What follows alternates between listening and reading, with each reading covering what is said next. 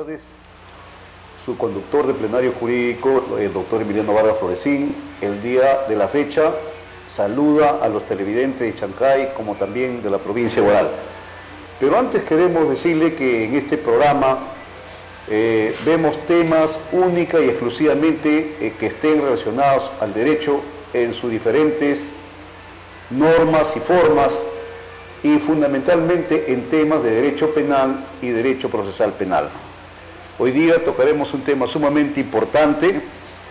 El tema se denomina la etapa intermedia en el modelo procesal acusatorio, y en nuestra entrevista se encuentra el doctor profesor universitario, tanto a nivel de pregrado como a nivel de posgrado, el doctor William Quiroz Salazar. Su conductor es el doctor Emiliano Vargas Floresín.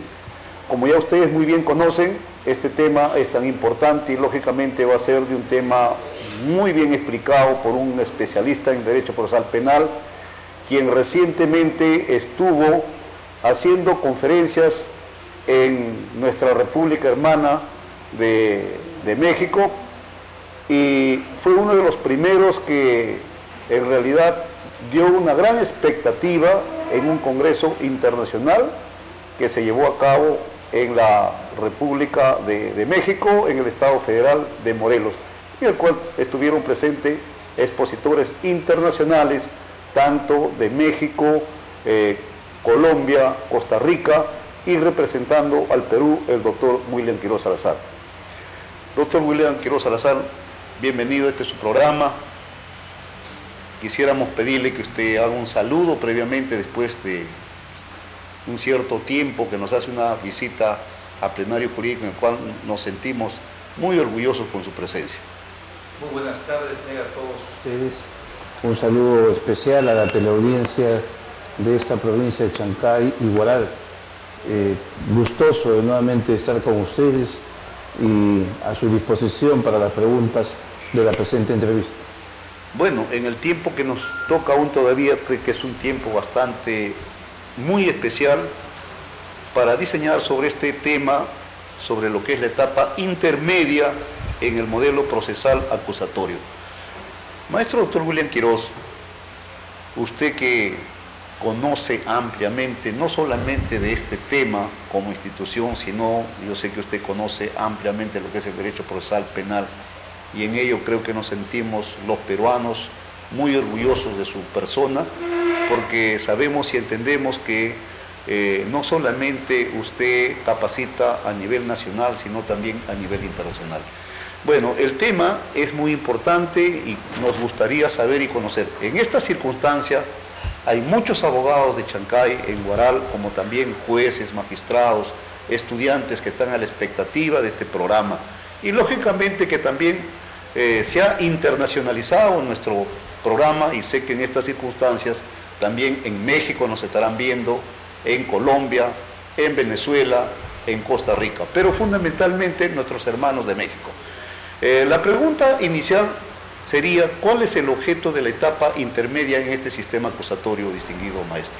Bien, antes que nada, la etapa intermedia es una de las 3 etapas que tiene el modelo del proceso común en el Perú.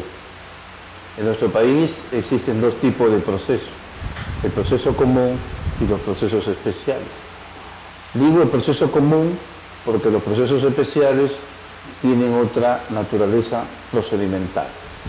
El proceso común tiene 3 etapas: la etapa de la investigación preparatoria, la etapa intermedia y la etapa de juzgamiento.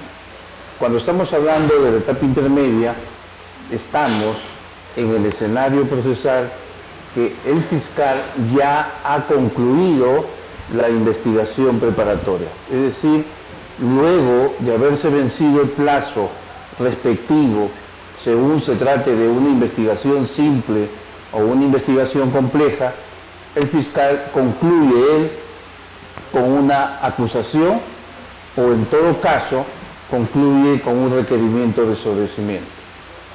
Claro está que la acusación debe concluir con los suficientes elementos de convicción.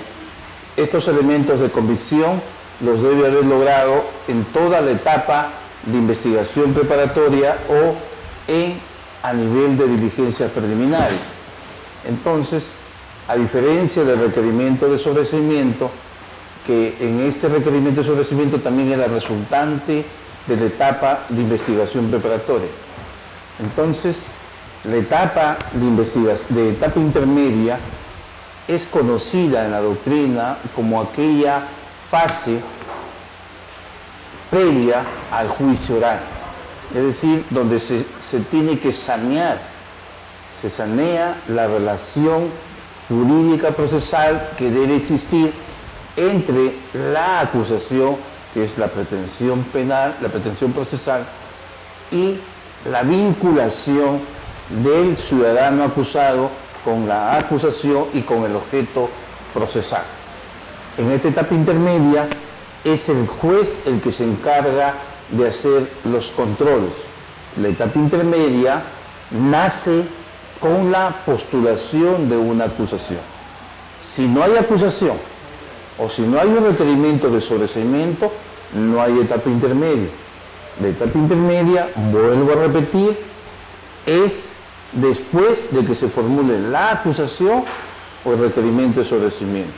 Y estas, diferenciadas por su mecanismo individualizado, es también la resultante de la etapa intermedia.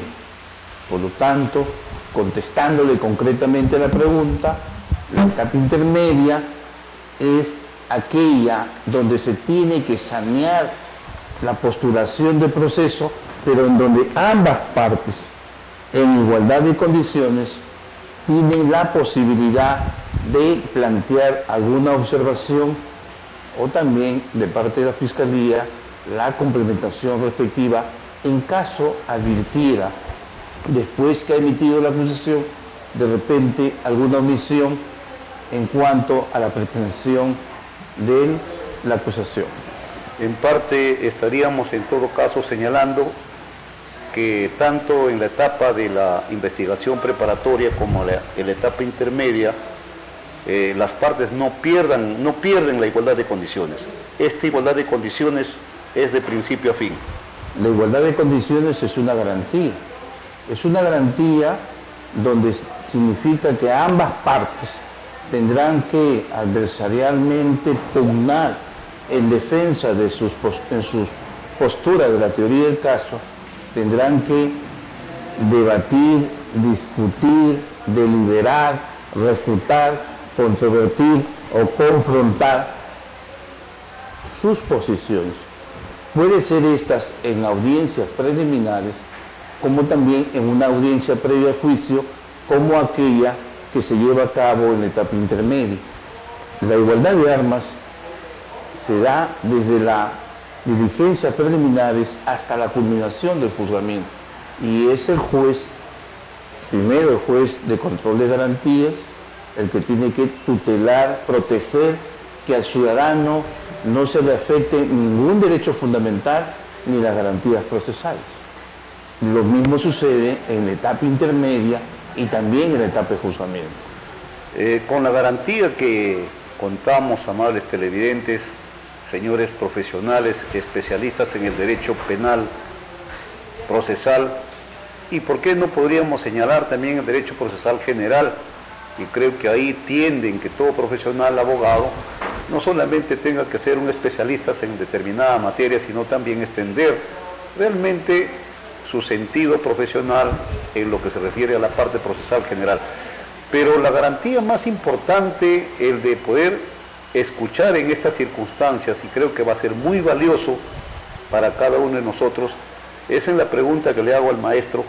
En algunas circunstancias hay articulistas, procesalistas que también señalan este tema de adversarial, y hay posiciones también donde últimamente yo estoy escuchando de manera puntual en lo que respecta a nuestro modelo. ¿Es netamente acusatorio o es acusatorio adversarial? Bien,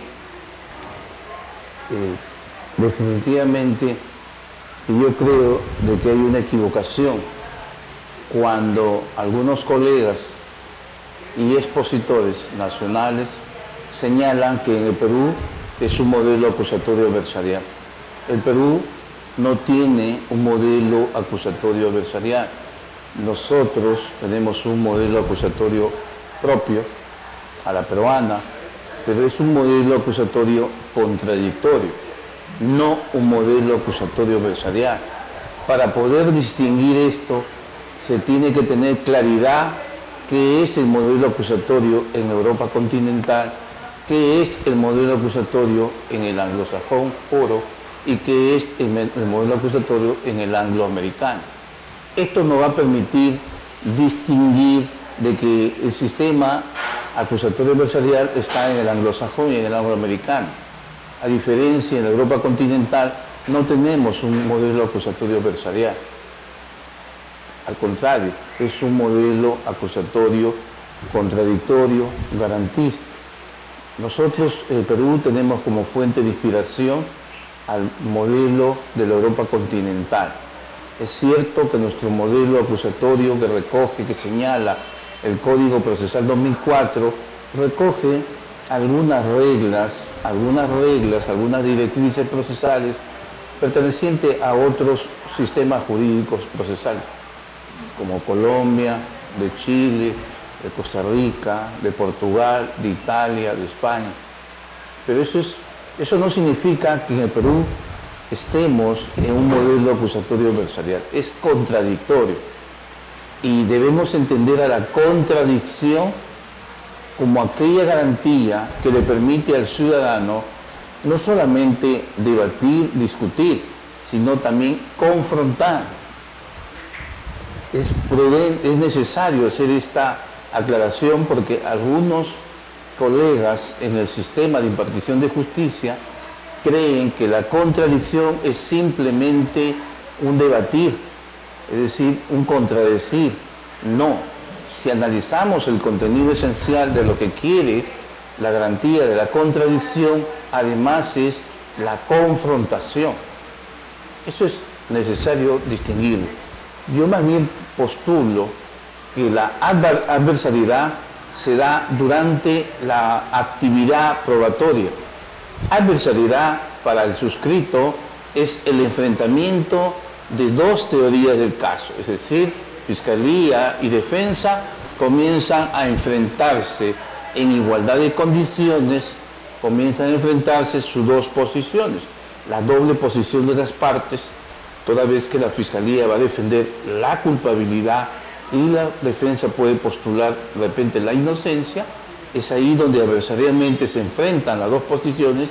Eso es adversariedad para mí, pero eso no debe entenderse como que el núcleo esencial, la ideología política procesal, su sistema de creencias en nuestro país sea la de un sistema acusatorio adversarial. Lo nuestro, repito, es un sistema acusatorio contradictorio. Qué interesante, ha quedado plenamente aclarado para muchos que en realidad no gozábamos de una interpretación auténtica, profesional, de un especialista en esta materia del nuevo modelo del Código Procesal Penal. Pero siguiendo con la secuencia de esta entrevista al gran maestro, el juez en la etapa intermedia, ¿qué facultades tiene, maestro? En primer lugar, el juez de la etapa intermedia es el mismo juez de la investigación preparatoria. Es decir, aquel juez que controló, aquel juez que tuteló los derechos, las garantías de las partes. Es el mismo juez, porque en nuestro modelo tenemos un juez de juzgamiento que es diferente al juez de la etapa intermedia. Entonces, este juez tiene determinadas facultades. Este juez, desde mi perspectiva, debe efectuar un control de legalidad y además un control de legitimidad. Cuando hablamos de un control de legalidad, nos estamos refiriendo a que el juez tiene que verificar si es que se cumplen las formas en la pretensión. Y cuando hablamos de un control de legitimidad, estamos hablando ya en el ámbito material, es decir, el juez también tiene que verificar si es que materialmente se dan los presupuestos, aquellas exigencias que señala el artículo 349, 350 del Código Procesal Penal. Estos dos tipos de controles que efectúa el juez en la etapa intermedia es desde una perspectiva penal constitucional. No confundir una perspectiva penal constitucional con aquella perspectiva solo jurídica que nos entrega el Código Procesal Penal 2004. No olvidemos que nuestro Código Procesal Penal 2004 ha creado la figura del juez de control de garantías, que es el juez de investigación preparatoria. Por lo tanto, el juez de la etapa intermedia también tiene que seguir cumpliendo aquellas obligaciones que le señala el principio de subordinación a la ley y a la Constitución. Maestro, usted señaló de los controles que en todo caso el juez efectúa. Realmente un poco que quisiéramos nosotros hacerle conocer a nuestro televidente con bastante claridad y de repente con un lenguaje que usted fácilmente puede llegar a la población, porque también nos debemos a nuestra población, a nuestro televidente, no solamente a nuestros profesionales de derecho, sino también a los televidentes que están pendientes en este programa. Usted algo nos estaba señalando de los controles y realmente quisiéramos saber, quizás un poco más amplio, en qué consisten los controles que hace el juez en la etapa intermedia. Para esta pregunta voy a valerme de una práctica procesal. Aperturar a la audiencia en etapa intermedia, el juez, también para el suscrito, debe efectuar 3 tipos de controles. Un primer control sobre aquellas incidencias procesales. Incidencias o cuestiones procesales, como lo señala la ley. Es que dentro de las cuestiones procesales podría haber un pedido de sobreseimiento de parte de uno de los acusados, cuando aquel defensor no comparta o a su entender estime que no hay elementos de convicción. También se podría dar el caso de que un defensor articula un medio técnico de defensa. Asimismo, cuando un defensor cuestiona la potestad jurisdiccional del juez o cuando cuestiona la competencia del juez.